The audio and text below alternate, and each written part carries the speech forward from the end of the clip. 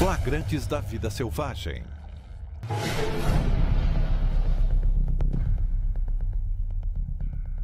Pessoalmente, eu não gosto de fazer vídeos e fotos de animais, porque dá para encontrá-los na internet. Mas, a certa altura, houve uma situação bem interessante onde os leões partiram para o ataque e atacaram um búfalo. E aconteceu bem na nossa frente, e o ataque durou por um bom tempo.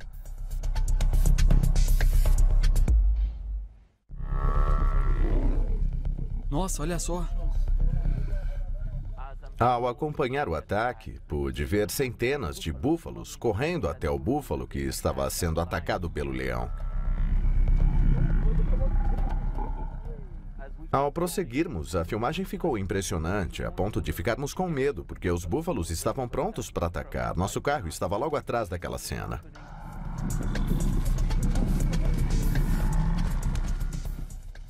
O que é interessante é que, para começar, os leões e os búfalos parecem bem à vontade com os veículos.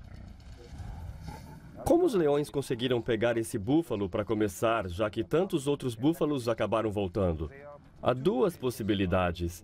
Uma é que os leões ficaram esperando o búfalo atravessar a estrada e podem ter usado duas fontes de disfarce. Um é um pedaço de grama mais densa do lado esquerdo. Eles podem ter conseguido deitar ali sem que os búfalos os notassem.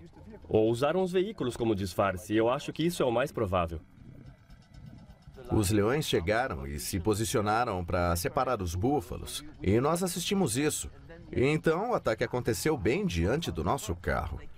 Eles ficavam tentando derrubá-lo, e o búfalo seguiu adiante, carregando todos os leões em cima dele. E foi incrível, eu vi à distância centenas de búfalos chegando para salvar aquele. Apesar de haver vários leões em cima do búfalo, nenhum conseguiu pegá-lo pelo focinho, o que permitiu que ele continuasse mugindo e fazendo barulho. O barulho que o búfalo fez é bem típico de um animal em sofrimento. A manada havia passado. Ouviu isso e deu a volta. Veio salvar esse único búfalo. Minhas emoções durante o evento foram muito intensas.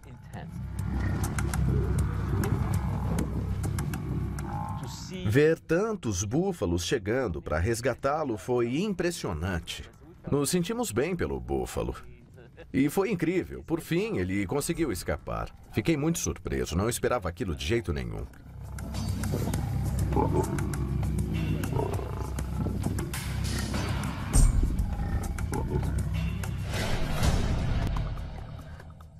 Nós soubemos que os leões haviam abatido um orictéropo não muito longe de onde estávamos, então fomos até a cena. De repente, vimos um orictéropo saltar de uma moita perto de nós. Muito rápido, uma das leoas saltou atrás dele e conseguiu derrubá-lo. Então, os filhotes se juntaram a ela. O orictéropo não é uma presa importante para os leões, mas eles os matam, sim. Eu imagino que, por alguma razão, esse orictéropo estava passeando pela manhã e deu de cara com os leões, em vez deles terem ido atrás dele. Há vários filhotes no grupo e eles provavelmente ficaram atraídos por esse animal tão estranho. Eles, com certeza, estavam praticando suas atividades e estratégias de caça. Devido à inexperiência, os filhotes não foram habilidosos para aplicar a mordida fatal no orictéropo. E por terem errado o alvo, estarem brigando e concentrados em outras coisas, como no macho, por exemplo, o orictéropo conseguiu escapar dos leões. Então, o macho adulto se juntou à perseguição. Foi aí que ouvimos os gritos de socorro do orictéropo.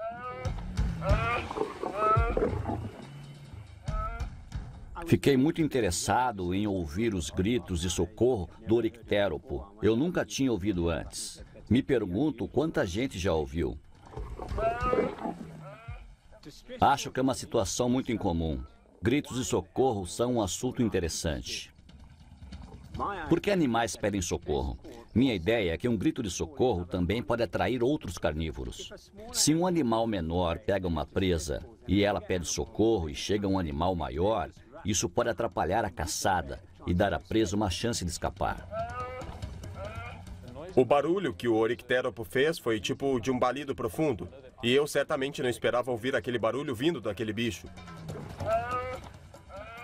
Os filhotes assumiram de onde o macho tinha conseguido derrubá-lo. O orictéropo correu uma segunda vez, o macho o derrubou de novo. Os filhotes dominaram o orictéropo pela terceira vez depois disso. Ele ainda está vivo.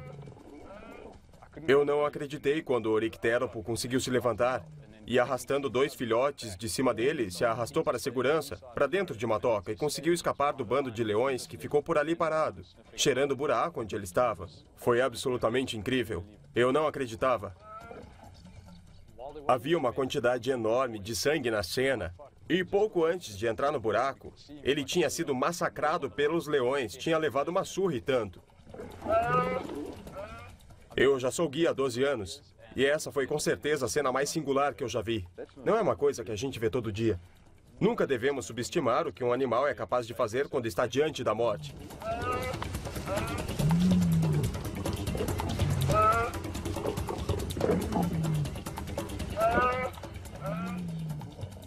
Não é uma coisa que a gente vê todo dia.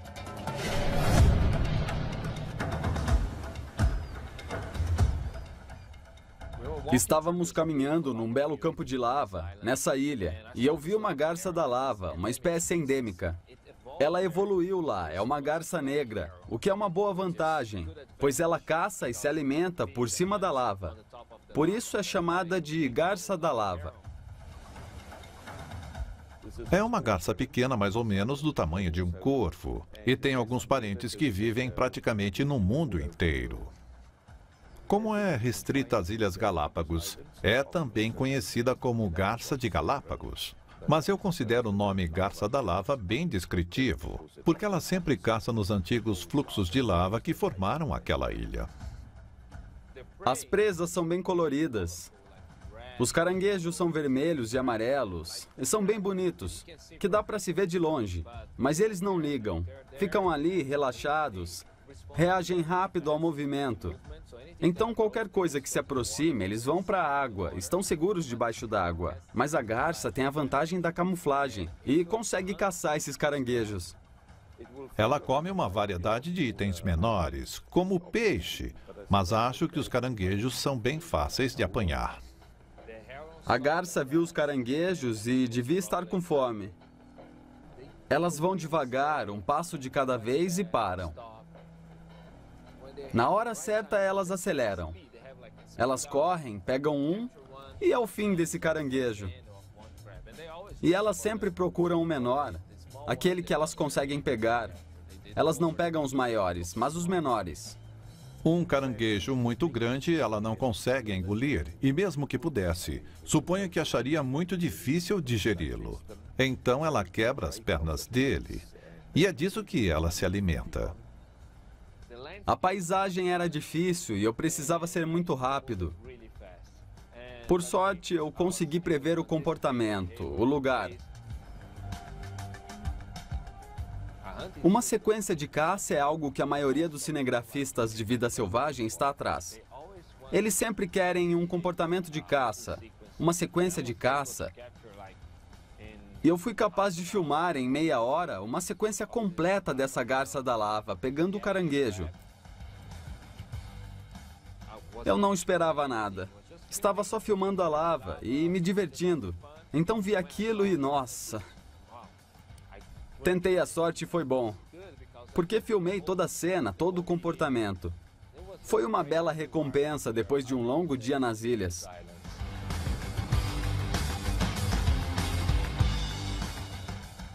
Aprendi com essa experiência que sempre que eu vou a um lugar novo, como Galápagos, preciso estar pronto e preciso estar com a minha câmera o tempo todo. Nunca se sabe quando algo assim vai acontecer.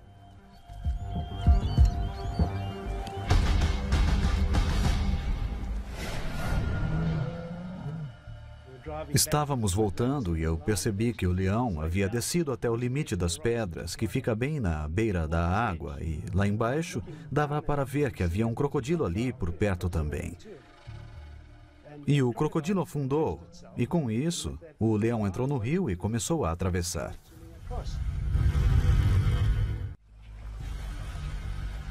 Não sabíamos o que ia acontecer, mas por fim o crocodilo alcançou o leão, prendeu ele na boca e o levou para baixo da água.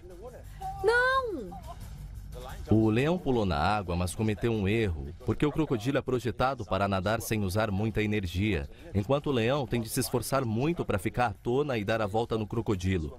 E ele está no fundo, então não consegue pôr as patas no chão para ficar de pé e descansar. Não! Ele tem que nadar. Não! Mas, nesta hora, o leão consegue escapar. Acho que ele consegue dar uma mordida. O crocodilo leva um susto e solta. Eles sobem. E, por coincidência, o crocodilo está virado para o outro lado. E o leão está virado na direção da margem, da água mais rasa. Ele dá 2 ou 3 pulos e consegue sair. Ele chega à parte rasa e consegue sair. Não! Ele escapou com vida. Não! Ele conseguiu nadar para longe do crocodilo. E o crocodilo voltou para baixo da água. Mas foi incrível de se ver. Tem tanta coisa aí fora que é emocionante. Não! Não!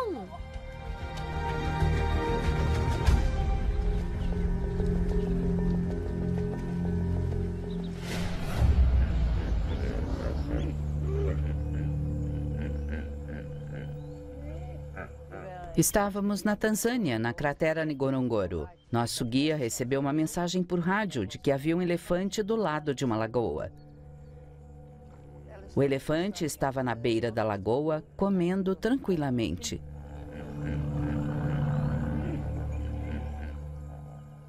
Em geral, os elefantes dominam os olhos d'água. É comum ver jovens machos afirmando sua dominância, espantando outras espécies, se exibindo só porque eles podem. Mas esse indivíduo específico não está fazendo isso. Era um elefante bem grande, de presas compridas. Devia ser bem velho. O peso e o tamanho das presas é sinônimo de idade nos elefantes. Infelizmente, a maioria deles é morta, saqueada ou caçada quando chega à maturidade. Por isso, não vemos mais elefantes com grandes presas na natureza, porque esses genes foram perdidos. Primeiro, ele estava na beira da lagoa, tomando água e jogando por cima do corpo. Depois ele pensou: vou entrar na água. E aí todos os hipopótamos saíram da frente.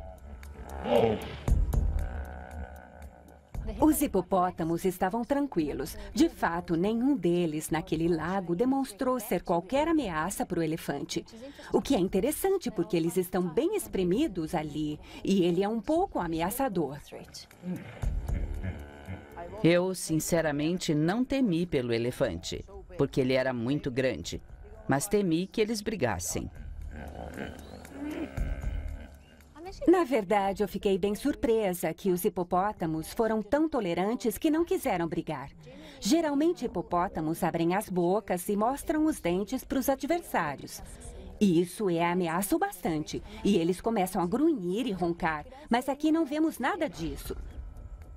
Quando o elefante estava do nosso lado, eu falei: quando ele sair, vamos estar na frente dele? E o que ele vai fazer? Mas nosso guia disse: não, a margem é muito alta, ele não sobe. Foi emocionante ver aquele elefante andar entre os hipopótamos.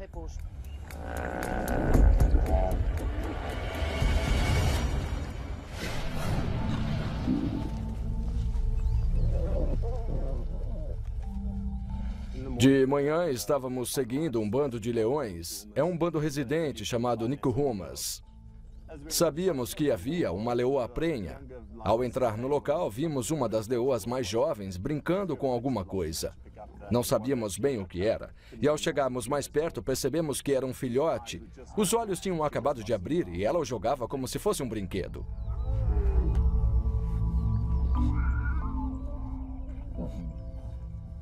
Isso é muito incomum. E, pessoalmente, eu nunca ouvi falar de nada parecido. Claro, sabemos que os leões praticam infanticídio. Quando novos machos entram num bando, eles matam os filhotes. Mas isso é o que chamamos de fratricídio, quando irmãos matam outros filhotes. E ocorre com alguns animais, mas nunca havia sido registrado em leões. E não era de se esperar entre eles. Ela o agarrava, corria com ele e os outros filhotes corriam atrás dela, tentando agarrar o filhote. Mas não de um jeito agressivo. Estavam brincando com ele, experimentando, vendo o que acontecia. Quando uma leoa tem filhotes, ela normalmente se afasta do grupo inicialmente. E ela os cria sozinha enquanto são muito pequenos. E só os leva para o bando quando são maiores e mais fortes. Parece que nessa situação isso não ocorreu. Parece que esse filhotinho acabou no meio dos outros e os filhotes ficam naturalmente interessados e brincam. E é claro, brincar é aprender a matar, é aprender a caçar. São as estratégias que os animais exercitam uns com os outros. Mas é claro, são todos mais ou menos do mesmo tamanho e força. Não tem agressividade. Então tudo bem. Mas de vez em quando sai errado, passa dos limites. Alguma coisa muito incomum acontece e os animais não aguentam. A natureza daquela visão foi brutal. Muitos dos visitantes no carro estavam chorando. O filhote lutou pela vida por mais de 1 hora. Estava esperneando, gritando, chorando. Mas a leoa estava deitada bem ali. A mãe dos filhotes quase não tinha instinto maternal nenhum. Talvez quisesse os filhotes e cometeu um erro. Mas, baseado no que vimos, ela não tinha qualquer ligação com os filhotes. Sinceramente, eu só assisti. Já vi muita coisa no mato para não me envolver emocionalmente com os animais. É um privilégio assistir algo assim, mas ficar chateado e emocionado com isso, você tem que tentar ficar neutro, porque tem que manter os visitantes calmos e deixar que todos apreciem algo que nunca virão outra vez. Eu posso garantir que cada pessoa nunca mais vai ver aquilo.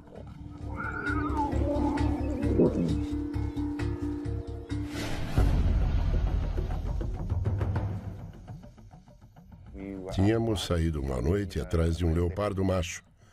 Nós o seguimos por quase 1 hora. Depois de pegar um impala e de matá-lo, o leopardo foi para uma árvore. O leopardo normalmente leva a caça para cima da árvore. Havia hienas na área. Quando ouviram a caçada, vieram para roubar do leopardo. Era um leopardo enorme e não engoliu o desaforo das hienas.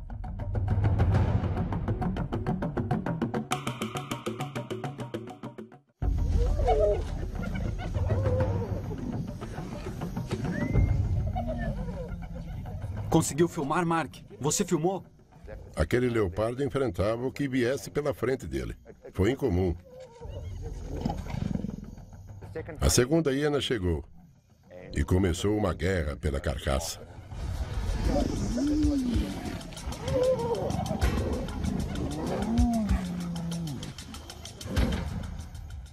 Essa é uma situação muito típica. Acho que principalmente em certas partes onde há grande densidade de hienas e de leopardos, como Lowveld. E mostra muito bem que, apesar de não ser totalmente unilateral, as hienas certamente têm a vantagem, principalmente se tem mais de uma hiena, como foi nesse caso.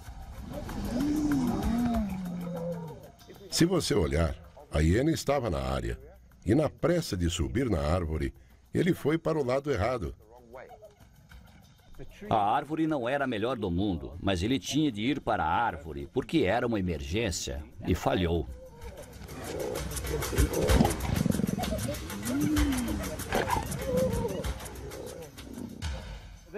Esse comportamento é chamado de cleptoparasitismo pelos zoólogos que o estudam. E é basicamente o hábito de roubar a caça de outros animais. Acho que todos os predadores, se pudessem, roubariam a caça de outro animal.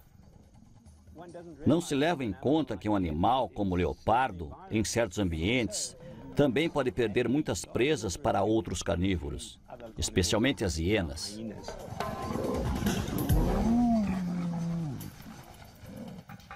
O leopardo recuou, porque nessa hora é meio perigoso.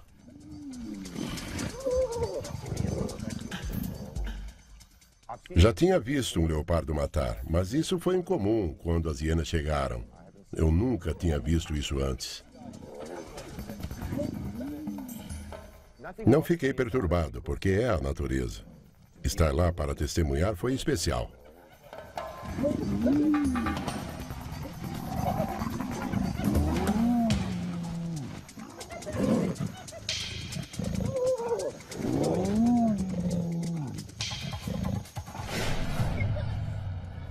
Minha nossa! Vimos que aquele polvo estava nadando em círculos atrás do caranguejo. Estava estendendo os tentáculos e quase pegando o caranguejo. Tem um polvo caçando um caranguejo. O caranguejo escapava, eles faziam outro círculo e o polvo tentava de novo e quase o pegava. Foi emocionante e as crianças ficaram muito animadas. Olha, quase pegou ele, quase pegou. Polvos são extremamente inteligentes, também têm ótima visão e são particularmente famosos por sua capacidade de resolver problemas. O polvo estava determinado a pegar o caranguejo. O caranguejo estava tentando de todo jeito fugir do polvo. E a ação continuava se desenrolando ali, naquela pequena área. Quase pegou ele. Por fim, o polvo finalmente pegou o caranguejo, o enrolou e mergulhou para o fundo do mar. O interessante foi observar o polvo. Ele tentava acompanhar o caranguejo, o que é engraçado porque o polvo nada muito mais rápido que o caranguejo, mas ele também tentava dar a volta nele. Dá para ver o polvo estendendo os tentáculos e tentando laçar o caranguejo, mas perdia terreno quando o caranguejo nadava para longe, e ele tinha que nadar para o outro lado e tentar envolvê-lo. Por fim, ele pega o caranguejo, enrola com os tentáculos e consegue ingeri-lo. Ficamos maravilhados com o que estávamos vendo. O polvo correndo atrás do caranguejo e quase o pegando. E aí as crianças ficaram cada vez mais animadas sobre quem ia ganhar essa briga. Essa luta entre vida e morte. Sabemos que caranguejos são uma das presas favoritas do polvo. Ver um polvo ir atrás de um deles não é uma coisa muito incomum de se ver. Mas assistir toda essa interação acontecer na superfície da água e enquanto nadavam, foi mesmo um jeito muito diferente de ver essa ocorrência comum. Acabou bem rápido. Na verdade, eu nem estava assistindo na câmera, porque foi bem na minha frente. Foi pura sorte eu ter filmado. Vai lá, polvo. Ele pegou. É, pegou.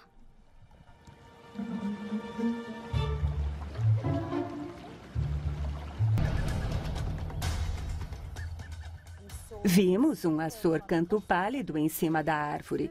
Ele desceu e começou a andar pelo mato. Do outro lado da estrada tinha um mangusto.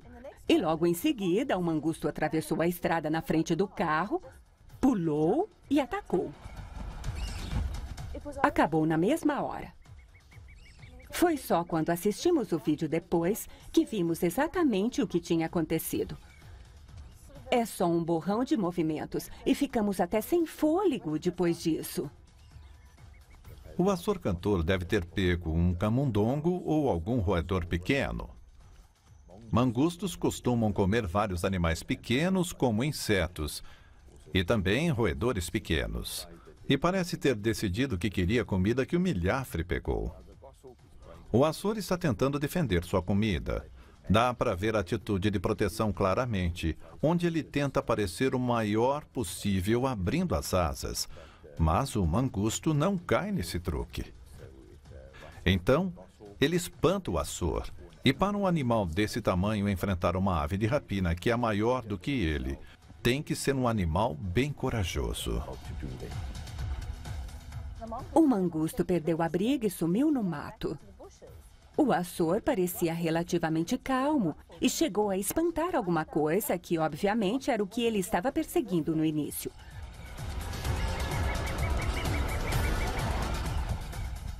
Não é sempre que os animais grandes são tão interessantes. É preciso ter paciência e observar os pequenos, porque, na verdade, eles são os mais interessantes.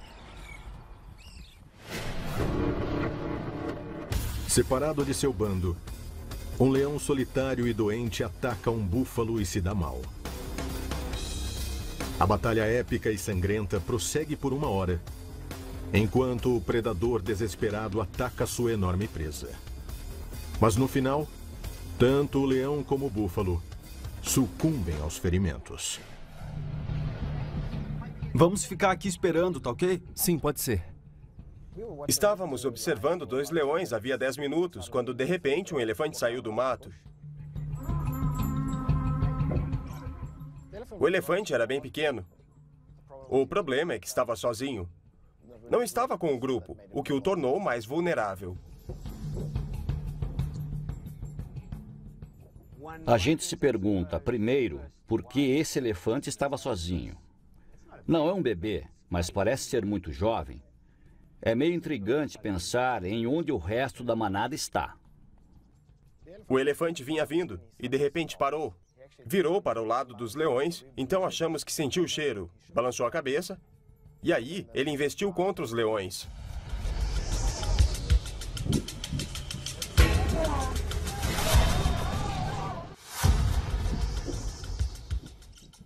Ele resolveu mostrar quem era o chefe e foi para cima dos leões. E inicialmente, tudo bem. Parecia uma reação bem natural.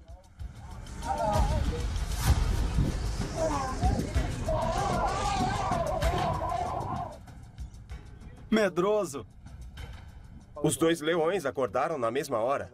Um deles ficou em pé e o outro pulou. Medroso! Aí o elefante resolveu sair e voltar para trás da moita. E foi nesse instante que um dos leões foi pela esquerda e o outro pela direita. E aí o agarraram. Meu Deus! Nossa, meu Deus!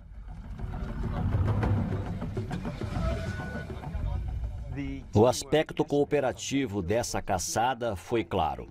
Acho improvável que, se fosse um leão, ele teria conseguido matar esse elefante. Os leões, com certeza, tinham uma estratégia quando foram para cima dele. E isso, para mim, foi a experiência mais incrível. Olha, o leão vai pegar ele. Nossa! Então, nós saímos, demos a volta no arbusto e foi quando vimos os 2 em cima do elefante, o segurando para que ele não se mexesse mais. O elefante tentou se levantar algumas vezes e por alguns minutos ele ficou chorando e gritando. Essa foi a pior parte da experiência. Eu filmei tudo. Eu filmei tudo desde que ele ainda estava dando a volta na árvore. Isso não é de mentira, acredite. Não está muito fácil ver isso agora. É intrigante pensar por que o elefante atacou. É de se pensar que teria sido melhor e, obviamente, olhando agora, teria, se ele tivesse ido embora. Mas, na maioria das vezes, quando um elefante faz isso, os leões recuam mesmo. E, por alguma razão, ou os leões estavam com fome, ou decidiram que era uma oportunidade. E, mais uma vez, mostra o oportunismo desses animais e o quanto eles estão ligados para aproveitar toda oportunidade que apareça. Quando os leões atacaram o elefante no primeiro segundo, eu pensei em sair dali. Mas nós conversamos no carro e decidimos ficar. É a natureza, ficamos felizes de ter ficado. Nossa, foi incrível!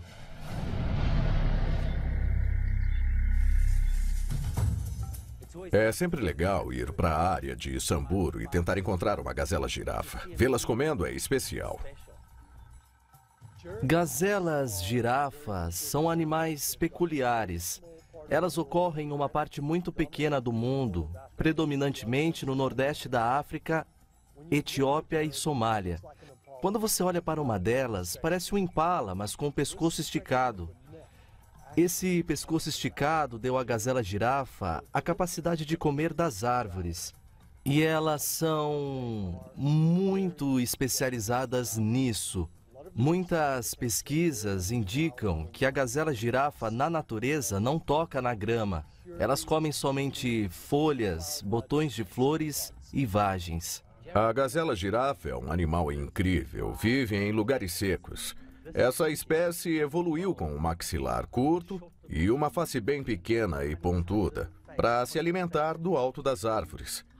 Para ultrapassar os outros animais que se alimentam de outras espécies que se alimentam nas áreas arborizadas. E ao fazer isso, ela come como uma cabra. Se levanta nas patas traseiras, coloca a carinha na vegetação e tem uns cílios bem longos que ela fecha para se proteger dos espinhos. Quando você vê o habitat em que elas vivem, ele é particularmente árido. Muitas vezes tem pouca grama por perto. Tem muitos arbustos e árvores pequenas. E muitas vezes bem longe da água. E muito de sua água é consumida na forma de umidade da vegetação. Ver a interação entre gazelas e girafas é muito raro. E essa é a primeira vez que vi dois machos se encontrando e se exibindo, testando a força um do outro. No comportamento das gazelas-girafas, há muita tolerância do macho alfa em relação aos outros machos. Ao contrário de outras espécies de antílopes, onde muitas vezes se formam rebanhos de machos e todas as gazelas-girafas são empurradas para fora, os machos toleram a concorrência desde que eles não mostrem interesse excessivo nas fêmeas. Se há interesse demais pelas fêmeas, então a briga começa. Mas não é muito agressiva, não é violenta, é muito breve. Todo dia na África eu vejo algo único e foi uma experiência nova ver essas gazelas-girafas brigarem um pouco, porque eu nunca tinha visto isso antes.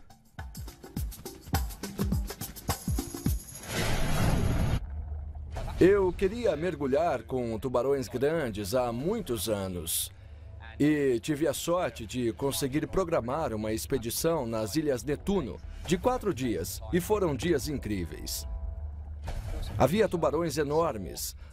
Nós vimos a apenas 5 metros, havia vários de tamanho entre 4,5 metros e 5. O tamanho e a circunferência deles era de tirar o fôlego. Vimos alguns menores, alguns mais jovens, mas havia principalmente adultos. Havia muita atividade perto do barco, vários tubarões brancos circulando. E eu disse para o chefe de mergulho e para o capitão do barco o que aconteceria se um tubarão menor e um maior resolvessem brigar. E segundos depois aconteceu diante dos nossos olhos. Nossa! Com o crescimento do turismo de mergulho com tubarões, também cresce a prática controversa de atrair tubarões com iscas. Os tubarões podem perder o medo natural de pessoas, ficando ávidos por se aproximar dos mergulhadores para pedir uma esmola. Operadoras de mergulho com tubarões costumam usar iscas para atraí-los para perto do barco para que turistas possam vê-los. A isca é mantida fora do alcance, assim os tubarões que se aproximam do barco nunca recebem a recompensa.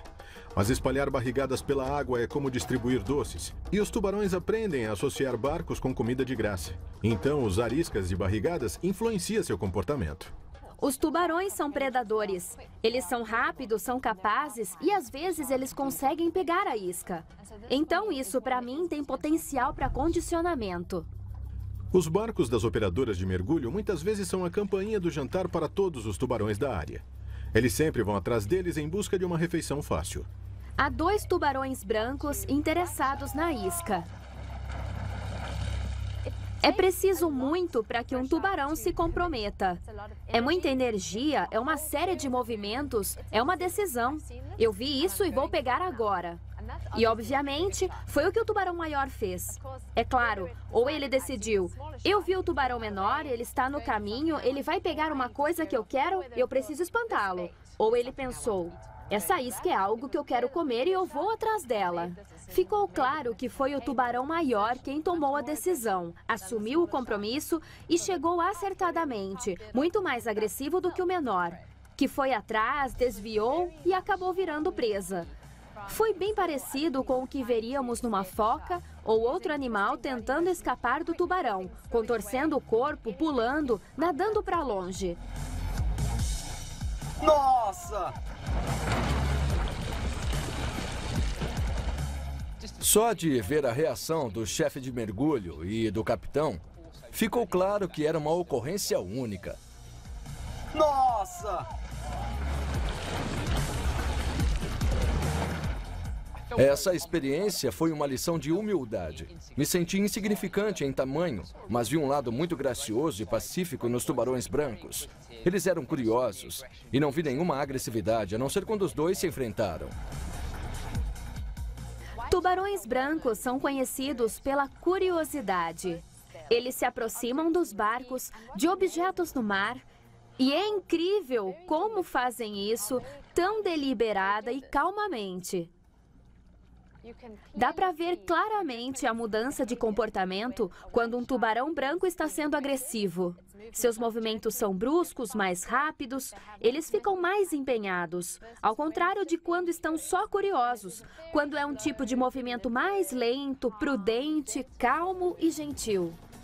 Este filhote é uma vítima da recompensa instantânea humana.